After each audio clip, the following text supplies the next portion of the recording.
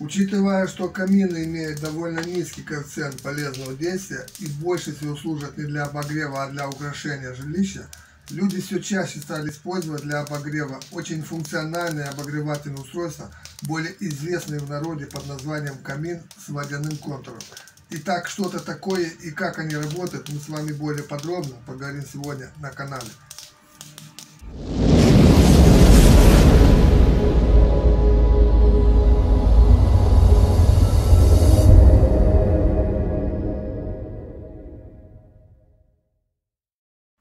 Всем привет на канале Огонь ТВ. Улучшить обогревательные свойства камина можно, если установить в его топку змеевик для водяного отопления и сочетать в процессе эксплуатации красоту внешнего вида настоящего камина и обогревательные качества водяного отопления. То есть в данном случае речь идет о том, что настоящий камин будет работать как и обычный теплогенератор тепла, как, например, металлический котел на дрова, который, кстати, пользуется большим спросом у населения. Идея установки в топку камина змеевика из стальных труб для водяного отопления дома возникла не сейчас, а довольно давно и больше всего пользуется успехом у владельцев дачных домов, которые уже построили в своих домах дровяные камины и хотят улучшить их обогревательные свойства.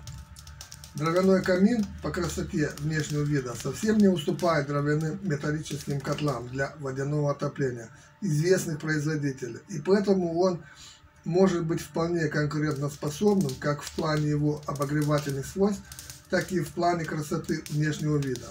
Дровяной камин, оборудованный змеевиком для водяного отопления, как нельзя лучше подходит для обогрева и украшения как маленьких дачных домов, так и довольно вместительных загородных домов, расположенных в удаленных районах, где невозможно пока что подключить их к трубопроводу с природным газом. Что такое змеевик и что он из себя представляет, мы с вами поговорим более детально во второй части этого видео.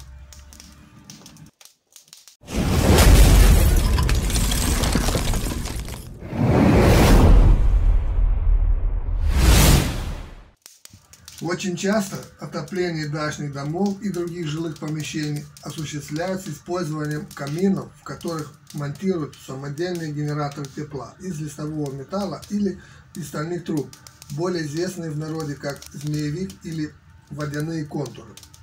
В данном случае рассмотрим конструкцию водяного контура, который собран из стальных труб диаметром 2 см и который объединяется в трубчатый коллектор диаметром в 5 см.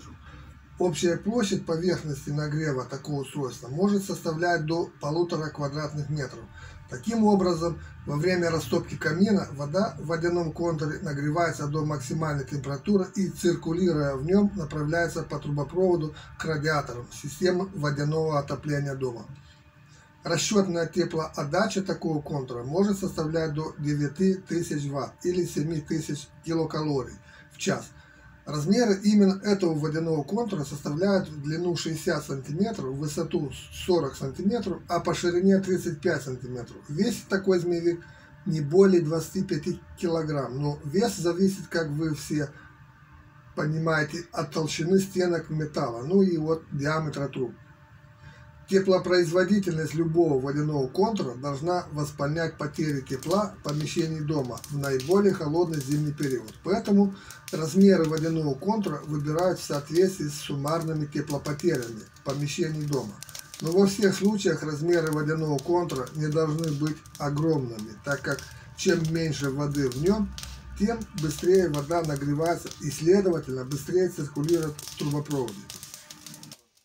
Быстрая циркуляция воды в системе отопления приводит к наиболее быстрому прогреву помещения, так как вода не успевает полностью остыть и через обратку попадает в змеевик, не сильно охлажденный.